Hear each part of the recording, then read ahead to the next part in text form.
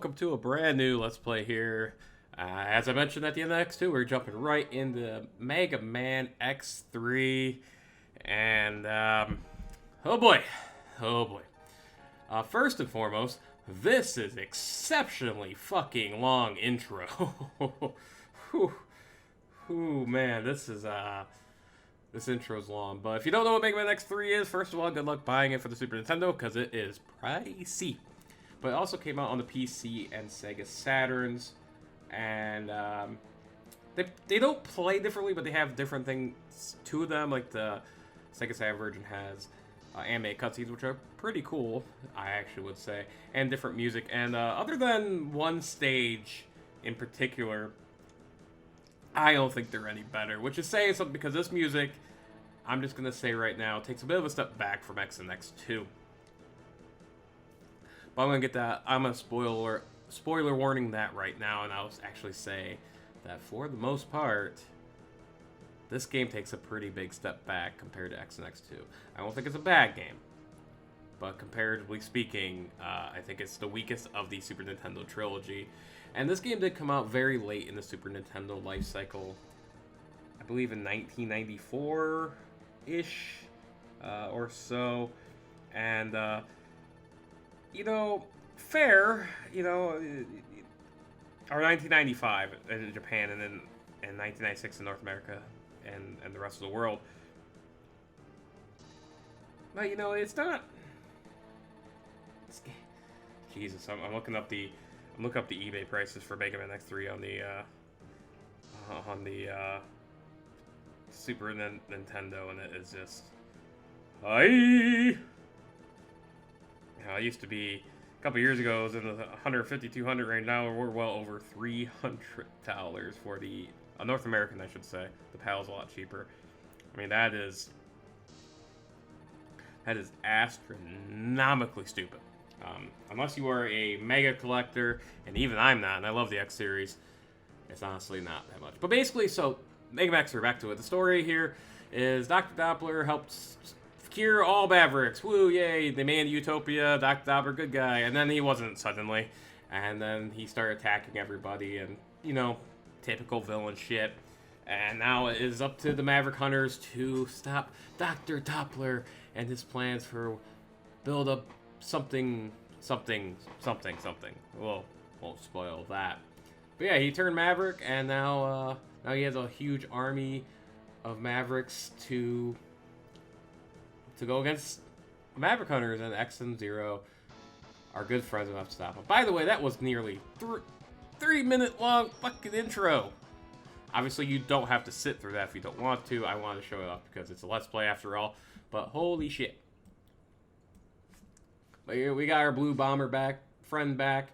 He's back, and you know, not better than ever, because he still don't keep his shit from the game before.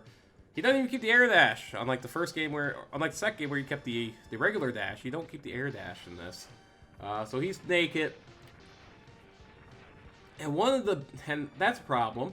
Only because one of the biggest things about this game, that a lot of people don't like, is the difficulty spike. And it is a lot harder in this game. X takes a lot more damage, especially on contact to the enemies. And, it can catch you off guard if you played X and X2 first. But on that same token, I will give X3 some credit and say that if the idea was to have X weaker, and then when he's at full power be significantly stronger, and that's what you're going for, which the first two games try to do with their upgrades, and they did okay, but not, I wouldn't say significant, then I think X3 did actually the best of the first three, maybe of any of the game in the series. But man, I don't know. It definitely get rough. But here, X is going through the intro stage. We got Mac here, and our friend Mac, he's not bad. He can't possibly be bad. You know what I mean? Ah, shit. God damn it, X, your naivety is gonna be the downfall of you. Well, this sucks. I'm not really sure what we're gonna do here. Well, what we're gonna do is X is gonna get captured, and then the biggest missed opportunity of this game, and there's a few of them I'll point out. Man, did they miss an opportunity here, but they get right later on in the series, starting with X4. You get to play as Zero for the first time in the series. Zero is a pretty big badass. He has a Z Buster, and if you charge up the green, you get the Z Saber, which is fucking powerful. So why is it a missed opportunity? One, you get to only use them once per stage. So if you use them and then you go back to X, you can't use them again. But more importantly, he can't beat bosses or collect upgrades. He also doesn't have an air dash, which I realized right there. But that's not the reason. But no, he can't fight bosses. He can't pick up upgrades. And once you use them for the first time at level, you can't use them again.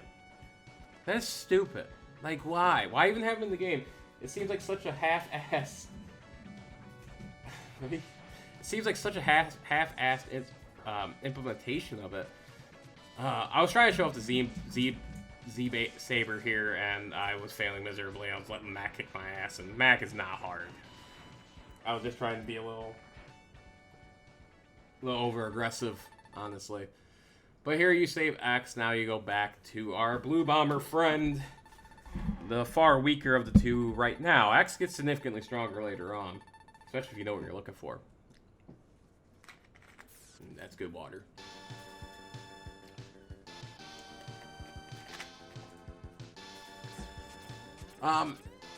So I mentioned the kind of music that takes a bit of a backseat. You kind of heard in this stage a lot. It's a very generic rock, which I don't mind. I don't think the music's bad, but it does feel a bit samey on some levels, admittedly. But first we got this big fucker here, and he's not hard at all. He's probably the weakest hitting thing in this entire beginning level, which is saying something. You just hit him in the head a few times with your X-Buster, and he goes down like a bitch. I'm making this way harder than it should be. You do hit his spike balls with your Buster. It cancels your shot. Honestly, you shouldn't have trouble with that boss. And if you do, you're gonna have a really, really rough time in this game. Depends. For the most part, you will. And they're back. It looks like we swept most of the enemies out. Yeah, we did. I don't know where that voice came from. I apologize. But yeah, as usual, per my LPs with the Mega Man X series, my first two, I will be doing 2 Mavericks in this one, and the intro stage, and then the next 2 will be 3 Mavericks apiece. I think that's a really solid way of going about things. That could change in X4 because I think it might get a little bit longer, but we'll see when we get there. But first, we're going to take on Blizzard Buffalo, or as it's mistyped in the intro of the Sega Saturn version, Blizzard Buffalo. Yikes, is all I gotta say. Yikes indeed. But here we are.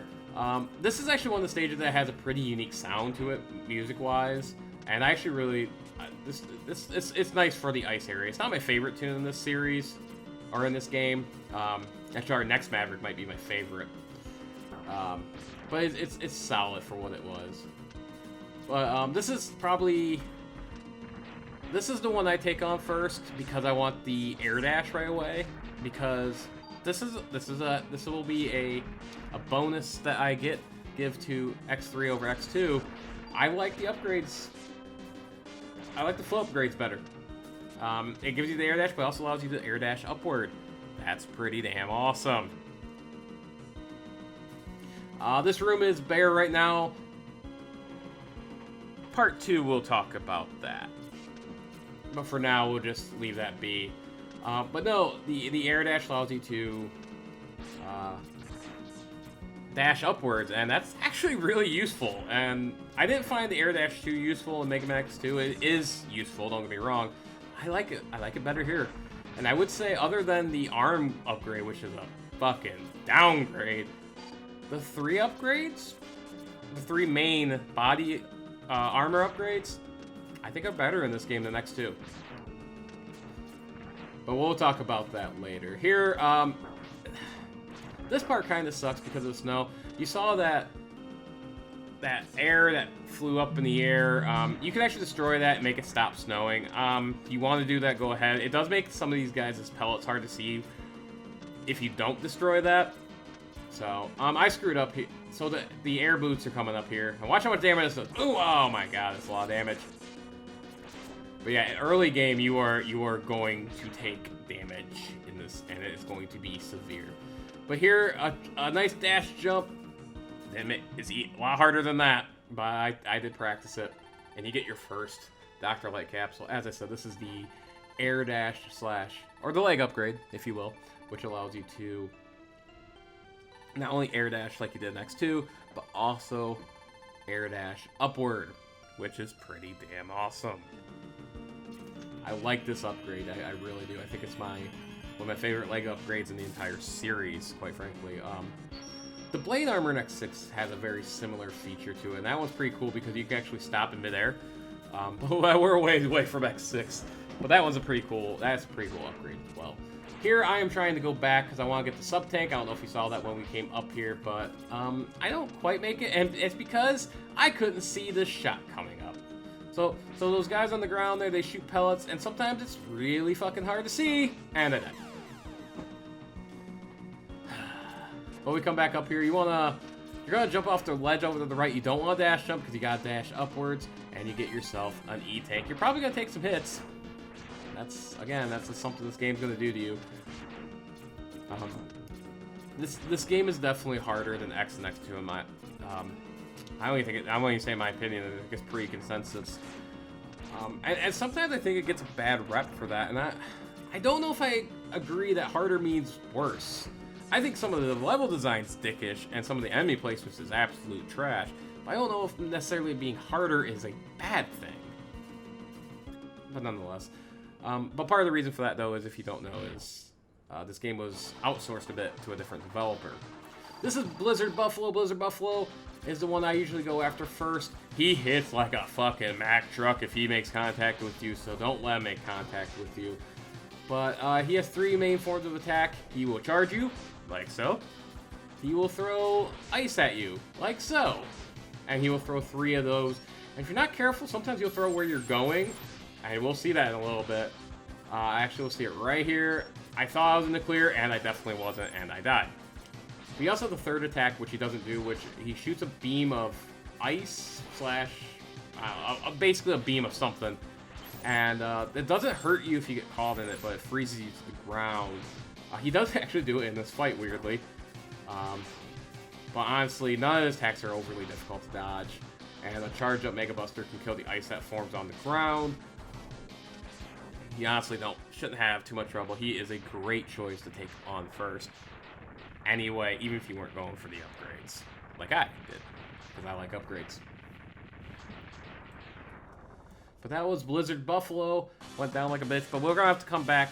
And that's another problem with this game, is the backtracking in this game. I didn't do a lot of research onto what the best way of going about it is. But based off what I've heard in the past, there really isn't much in the way of much you can do to avoid a lot of backtracking. And maybe you like the backtracking, and if you do, that's fair. I don't mind a little bit of it, but I think this game went to kind of an extreme with it. Or maybe too far to that way, but that's just my opinion.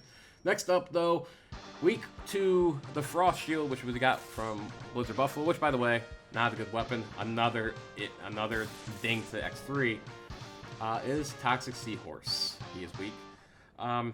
This song, this is a pretty badass tune here. I like this song. I like rock, admittedly, so that's probably biased, but I like this one. These guys fucking hurt if you get hit by their shot, and then if you do contact damage, it does what our current health is at, about half your damage where you're at right now. It is a lot, like 8 points of damage. The weapons in this game, let's talk about the special weapons, and by far and away, the weakest in the first 3, and maybe in the entirety of the X series, at least in the first 6 games. It is a weak core, and not a core that I like going back to. There is 2 weapons that I use fairly frequently, or I like to use frequently, and one is a Triad Thunder from Full Catfish, which was decent, but not great, and the Spinning Blades, which we'll talk about in a later part, which aren't bad either. Kind of awkward to use, but... So here, if you get here, go upward, and you get your easiest heart tank to get ever. One of the easiest entire series to get. I like that one. And do yourself a favor and grab them. Don't dilly-dally. Once again, we'll talk about this room in part 2. I think we'll start off with it most likely, if I'm not mistaken. Over here, this is, I didn't talk about in Blizzard Buffalo, but that little thing there, or that big thing there, is where you can get riot armors. Riot armors you can't get right now, because that is another thing they just, that blown potential. There is 4 different riot armors in the game, and you have to get them all. You have to get them all for 100%, but you have to get one specifically to even use any of them. So you can get different ones, but still can't use them. The top path there, you can't, unless you have a riot armor, you can't go past. It actually leads to a pink capsule instead of a blue one. Those are enhancement ships. Don't get them. Just trust me on that one. We'll talk about why later. Just don't get them. They're not worth it compared to what you get later on.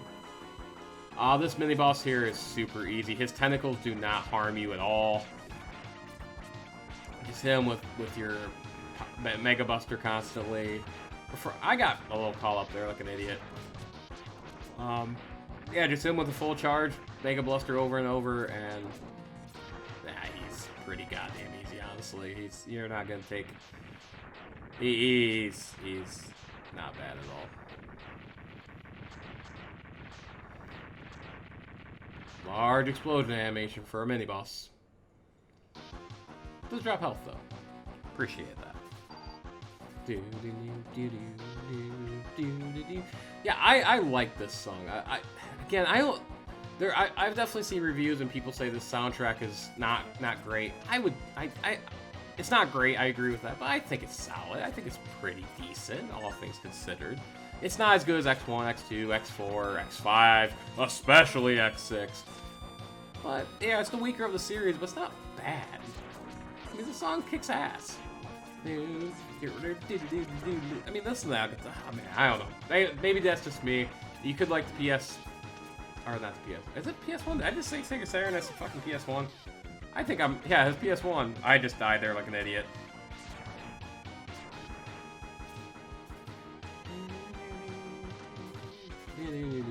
By the way, that death there, you had to go all the way back before the mini-boss. So I had to beat him again. Yeah, PS1. I said Sega Saturn earlier. I am an idiot. Oh, it is PS Sega. Both of them. It's both of them. Whatever. I'm dumb. But yeah, Toxic Seahorse with the Frost Shield. This is the fight, folks. It's stupidly easy. And that's kind of a running theme in this game outside of one real Maverick. With their weakness, they're pretty damn easy. And you'll see a lot of this. Toxic Seahorse goes down with no problem whatsoever.